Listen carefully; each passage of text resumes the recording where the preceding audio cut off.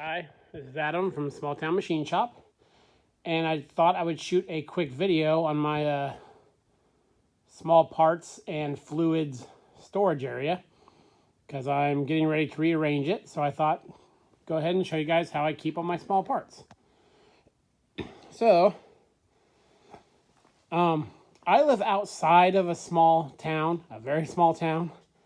There's one hardware store in town, and he knows he's the only hardware store in town. So his prices aren't real competitive, we'll say.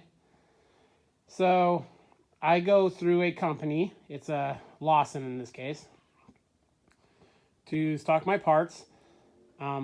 Yes, going through a nut and bolt company, you do pay a little more, but for the convenience and just having the parts on hand, it's really worth it for me. For small home shops and stuff, it's probably not, the most economical way. But I live about, a 25-30 minute drive from the nearest Home Depot, and probably 40 to 45 minutes from the nearest commercial nut and bolt dealer. So it's really nice to have this stuff. Plus, I get a lot of customers come in on the weekends and, when they're off work and doing their projects. So it's nice to have a good stock of stuff on hand so I can fix stuff, while they're waiting. So as a start here, here's some of my extra stuff. I got a hole saw rack. I still need to mount somewhere and put the hole saws in. There's the, I'm beginning to stock more metric fasteners. I do a lot of small engine work and work on lawnmowers, and a lot of stuff's going metric, so need to get a stand for this guy still. This is just extra stuff, waiting for more containers like that and just have it on hand for rearranging. This is my big wall of small consumables. Start up top here. This is a hose dispenser. I got fuel line and weed eater fuel line in it right now. You just lift it up and throw stuff in there. This is my light bulb assortment. We got hose clamps, battery terminals. Nothing on there yet. I used to keep my hole saws on there before I got the rack that was over there. Household wiring stuff, color-coded zip ties for wiring, which comes in handy. There's 6 different colored hose clamps in there, so you can mark stuff when you take it apart and everything goes. This section here is mostly electrical. I got battery lugs, solder slugs, just crimp connectors, fuses, some more zip ties down there. Most of this is O-rings. I live in a small farming community, so a lot of people bring me sprayers and that kind of thing, and that's come in handy. There's some hydraulic O-rings in here. Then on the bottom is cotter pins, clevis pins, bigger stuff like that. Here's my sheet metal screws. This is clips, retaining rings, E-clips, C-clips. I got grease zerks, chain links, self-tapping screws. Down here I've got some gasket making material and lifting eyes and a few miscellaneous things down there. Here I got more machine screws. These are more self-drilling screws. Here's more of the weird, handles you press on 3/8 socket cap screws to make handles for machines. Woodruff keys, key stock. More of my machine restoration parts are on this end. There's my, I'm finally putting all my threaded rod into a threaded rod rack. Got more of it laying around. It's my electrical rack and some weed eater and lawnmower pull string. That's a handy way to keep all that. That's a gravity feed rack that mostly has oil filters, and there's some, drill mounted wire wheels and sanding wheels. Keep my spill response kit over here. In this cabinet, up top, is random stuff.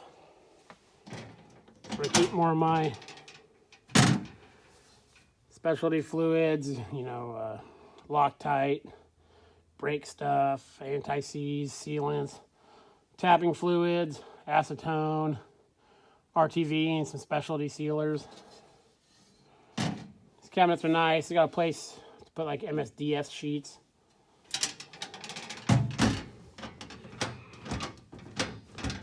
Look, these are my 2 aerosol containers.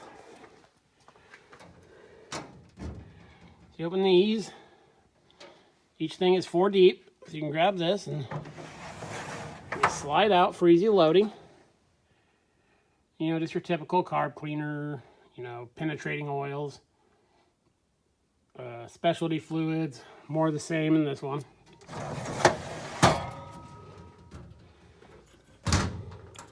Those cabinets are really nice. I really like those. Up top, just more random stuff. There's a whole bunch of ATF I got at a yard sale. Propane, spray bottles I've used some of, so I keep them up there. Here's my SAE. This is coarse thread. This is fine thread, 1/4 to 1/2. These are my socket head cap screws. 1/4 to 3/8 right now. This is mostly the range I've been using. And I fill the gaps in whenever I use something else. Whenever I need a few, I just order a pack, and they send me a pre-made label. So I can just stick it on the shelf, and everything's nice and labeled. That's some miscellaneous stuff I need to file away. Here's the label books you can get. I don't know if they make these anymore. My rep gave me a bunch for labels, and it's just all kinds of fastener stuff. Some drill indexes, small first aid kit. Oh, got some larger pipe taps there, and left-hand drill bits, normal drill bits, some more woodruff keys and stuff. That's a portable wire rack. There's some bars that go across it.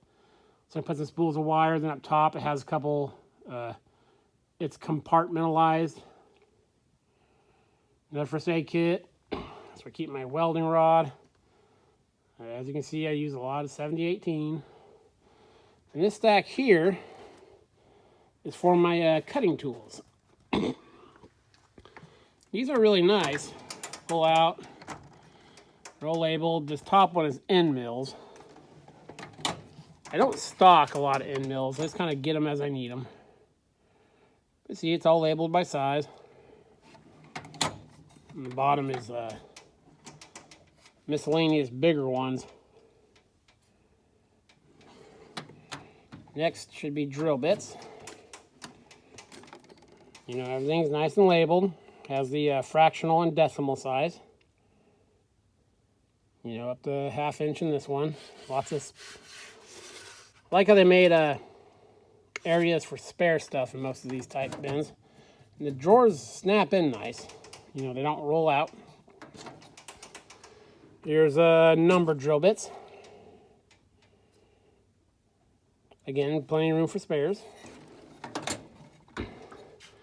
Here's a letter. I keep those in an index right now. I haven't moved them over yet.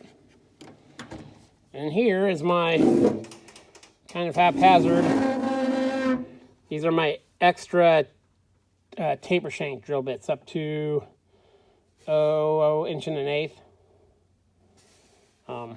I'd like to get some of those pre-made racks for them and organize these better. I've got another set over by the lathe, but this is kind of my overfill for those.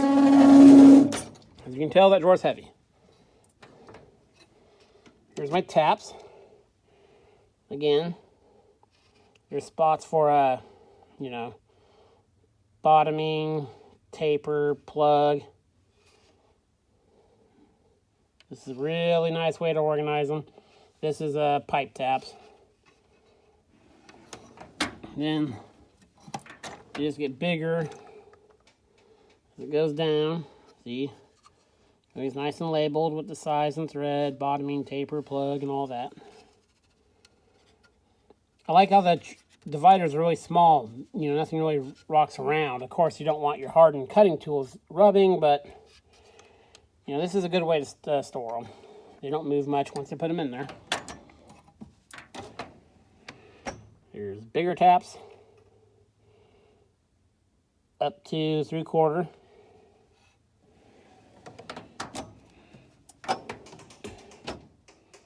Here's more. Got some up to 1 1/8 over there. Again, everything's nice and labeled. Makes it easy to find. Threw some bigger pipe taps in there. Down here, my die stock. You know, again, everything's plainly labeled. Got a few different types in here. There's nothing in these two. At the very bottom, here's my bigger die stocks. And I need to make handles for that guy. He's just thrown there for now. Got some of these bigger hex ones.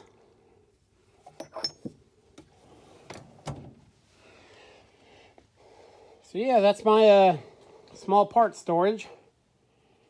I've slowly built it up over the course of probably 2 years. Just add to it what I need. And it's a nice way to keep things organized. I have everything up on the taller legs. Real easy to clean underneath. It's really nice to keep your, you know, don't have short shelves. Because, you know, a lot of times you're picking out small clips and they drop and disappear. I mean, it's easier to find stuff like this.